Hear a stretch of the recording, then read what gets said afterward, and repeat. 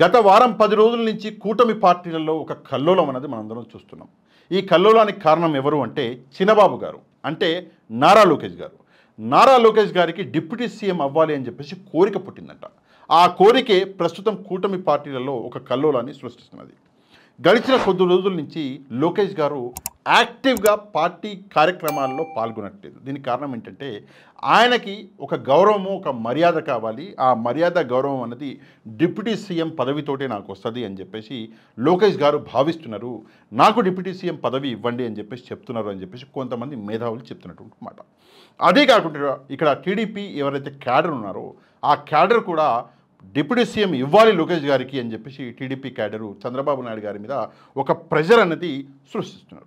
కాకపోతే ఇక్కడ బ్రేక్ ఎక్కడ పడుతుంది? చంద్రబాబు నాయుడు గారు ఒక ముఖ్యమంత్రి, ఆయన తలుచుకుంటే గంటలో డిప్యూటీ సీఎం చేస్తాడు లోకేష్ గారిని. కానీ ఎక్కడ బ్రేక్ పడుతుంది అంటే కూటమిలో ఉన్నటువంటి వేరే పార్టీలు అంటే బీజేపీ, జనసేన దీనికి ఒప్పుకోవట్లేదు అని చెప్పేసి కొంతమంది చెప్తున్నారు. ఉదాహరణకి నిన్న అమిత్ షా గారు వచ్చారు. అమిత్ షా గారు ఒప్పుకోవట్లేదు నారా లోకేష్ గారిని డిప్యూటీ సీఎం చేయడానికి అని చెప్పేసి కూడా కొంతమంది చెప్తున్నటువంటి మాట.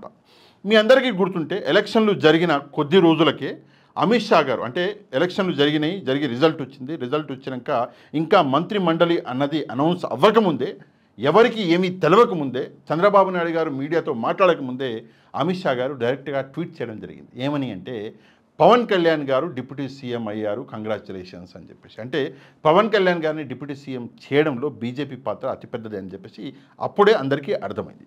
ఇప్పుడు లోకేష్ గారిని డిప్యూటీ సీఎం చేస్తాము అంటే అదే బీజేపీ ఒప్పుకోవట్లేదు. దీనికి ముఖ్యమైన కారణాలు ఏంటంటే టీడీపీ నుంచి ఒక నాయకుడిగా చంద్రబాబు నాయుడు గారు ముఖ్యమంత్రిగా ఉన్నారు. జనసేన నుంచి ఒక ముఖ్యమైన నాయకుడిగా పవన్ కళ్యాణ్ గారు ఇక్కడ డిప్యూటీ సీఎంగా ఉన్నారు. అట్లాంటిది మళ్ళీ టీడీపీ నుంచి ఇంకొక నాయకుడు డిప్యూటీ సీఎం అవ్వడం దేనికి? ఇది కరెక్ట్ కాదు. దీనివల్ల బ్యాలెన్స్ అన్నది చెడిపోద్ది రాష్ట్రంలో. అందుకే అవసరం లేదు అని చెప్పేసి బీజేపీ అంటుంది అని చెప్పేసి కొంతమంది అంటున్నారు. అది కాకుండా ఈరోజు లోకేష్ గారు, చంద్రబాబు నాయుడు గారు ఢిల్లీ పర్యటన కూడా ఉన్నది. అక్కడి నుంచి వాళ్ళు, అంటే చంద్రబాబు నాయుడు గారు ఆ బృందము అబ్రాడ్ వెళ్తున్నది. ముందు ఢిల్లీకి వెళ్తారు. అక్కడ మరి దీని మీద ఏమైనా మంతనాలు ఉంటాయా, మరి లోకేష్ గారిని డిప్యూటీ సీఎం చేసే అవకాశం ఉందా అన్నది మనం చూడాలి.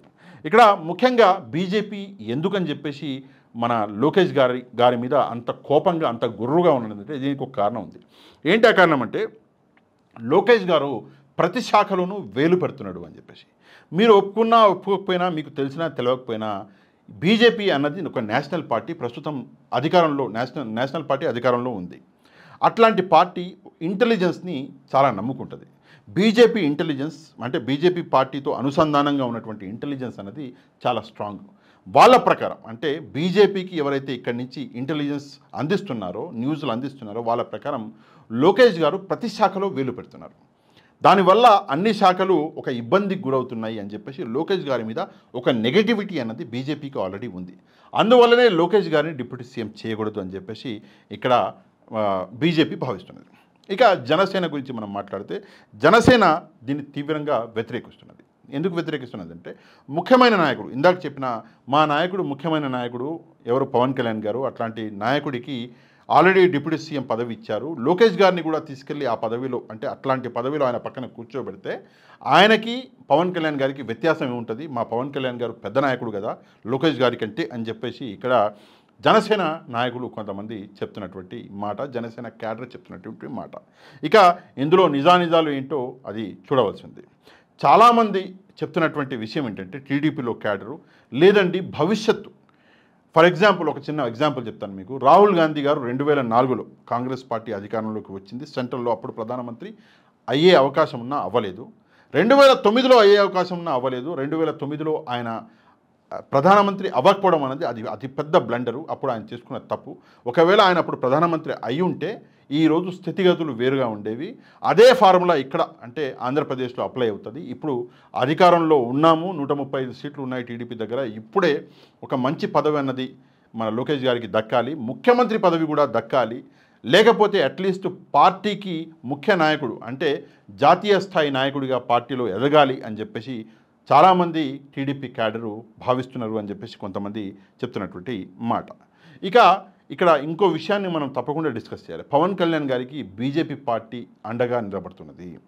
బీజేపీలో జనసేన విలీనం అవుతుంది అన్న విషయం చాలామందికి తెలుసు. ఇవాళ అవ్వకపోవచ్చు, రేపు అవుతుంది. అంటే 2029లో ఎలక్షన్ రాకముందు అయ్యే అవకాశం అనేది దాదాపుగా ఖరారై ఉన్నది. అందుకే బీజేపీ అనేది పవన్ కళ్యాణ్ గారికి పెద్దపీట వేస్తున్నది. ఇక్కడ మీకు ఒక చిన్న వీడియో అనేది ప్లే అవుతున్నది, దీన్ని కొంచెం జాగ్రత్తగా చూడండి. ఈ వీడియోలో అమిత్ షా గారు పక్కన ముఖ్యమంత్రి చంద్రబాబు నాయుడు గారు ఇద్దరు కూర్చోవాలి. ఇదే ప్రోటోకాల్. నిన్న అమిత్ షా గారు ఆంధ్రప్రదేశ్కి వచ్చినటువంటి వీడియో ఇది. ఆ ప్రోటోకాల్ని ఉల్లంఘిస్తూ అమిత్ షా గారు ఒక స్పెషల్ చైర్ తెప్పించుకొని మరి పక్కన పవన్ కళ్యాణ్ గారిని కూర్చోబెట్టిండు. అది యాక్చువల్గా ప్రోటోకాల్ కాదు. సీఎం మన ఏమంటారు central home minister, union home minister, ఆయన పక్కన ముఖ్యమంత్రి గారు ఉండాలి. కానీ పక్కన ఇక్కడ పవన్ కళ్యాణ్ గారిని కూర్చోబెట్టిండు అమిత్ షా గారు. దీన్ని బట్టి చూస్తే బీజేపీ అండదండలు పవన్ కళ్యాణ్ గారికి ఉన్నాయని చెప్పేసి ఇక్కడ మనందరికీ కనిపిస్తున్నది. ఏది ఏమైనా కూడా లోకేష్ గారు చేస్తున్నటువంటి పెత్తనం ఏదైతే ఉందో ఆ పెత్తనము ముఖ్యంగా ఫర్ ఎగ్జాంపుల్ ఇసుక దందా, లిక్కర్ దందా, దీంట్లో లోకేష్ గారి ప్రమేయం ఉన్నది అని చెప్పేసి కూడా డైరెక్ట్గా బీజేపీకి ఇంటెలిజెన్స్ ద్వారా అందుతున్నటువంటి విషయాలను బట్టి బీజేపీ లోకేష్ గారిని డిప్యూటీ సీఎం చేయడానికి అనుకూలంగా లేదు, సానుకూలంగా లేదు అని చెప్పేసి ఇక్కడ కొంతమంది పెద్దలు, కొంతమంది విశ్లేషకులు చెప్తున్నటువంటి మాట. ఏదేమైనా ఈరోజు చంద్రబాబు నాయుడు గారు లోకేష్ గారిని వెంట పెట్టుకొని మరి ఢిల్లీ వెళ్ళిండు. మరి అక్కడ ఏమైనా చమత్కారం చేసినా కూడా చేయొచ్చు చంద్రబాబు నాయుడు గారు. చంద్రబాబు నాయుడు గారు చమత్కారాలు చేయడంలో ఆయనకంటే దిట్ట ఎవరు లేరు. 45 సంవత్సరాల ఆయన రాజకీయ జీవితంలో ఆయన చేసిన చమత్కారాలు వేరే ఎవరు చేయలే. మొదటి చమత్కారం సొంత మామనే ఇంటికి పంపించడము. ఆ చమత్కారం మీ అందరికీ గుర్తునే ఉంటుంది. ఒక నిండు సభలో ఎన్టీఆర్ గారు మాట్లాడుతుంటే చెప్పు లేపించిన ఆ చరిత్ర చంద్రబాబు నాయుడు గారికి ఉన్నది. స్వయంగా ఎన్టీఆర్ గారే నోరు తెరిచి మరి చంద్రబాబు నాయుడు గారి గురించి ఎంతలా మాట్లాడిండు, ఎంతలా దూషించిండు అన్న విషయం మనందరికీ ఆల్రెడీ గుర్తుండే ఉంటుంది. మీలో ఎవరికైనా గుర్తు లేకపోతే యూట్యూబ్కి వెళ్ళండి. యూట్యూబ్ని ప్రశ్నించండి, తప్పకుండా యూట్యూబే ఆ వీడియో తీసుకొచ్చి మీ ముందర పెడుతుంది. ఒకసారి మన ఎన్టీఆర్ గారు చంద్రబాబు నాయుడు గారి గురించి ఏమన్నాడో ఒకసారి వింటే చంద్రబాబు నాయుడు గారి అసలు నిజస్వరూపం ఏంటో మీ అందరికీ ఇంకొకసారి తెలుస్తుంది. తప్పకుండా ఈ వీడియో గురించి మీరేమనుకుంటున్నారో స్పందించండి. కింద కామెంట్ రూపంలో రాయడం మాత్రం మర్చిపోకండి. ఇక ఈ వీడియోని లైక్ అండ్ షేర్ చేసి వీడియోని తప్పకుండా వైరల్ చేయండి. ఎవరైతే మన ఛానల్ని సబ్స్క్రైబ్ చేసుకోలేదో తప్పకుండా ఛానల్ కూడా సబ్స్క్రైబ్ చేసుకోండి. నెక్స్ట్ వీడియోలో మళ్ళీ కలుద్దాం. అంతవరకు థ్యాంక్ యూ వెరీ మచ్. జై హింద్.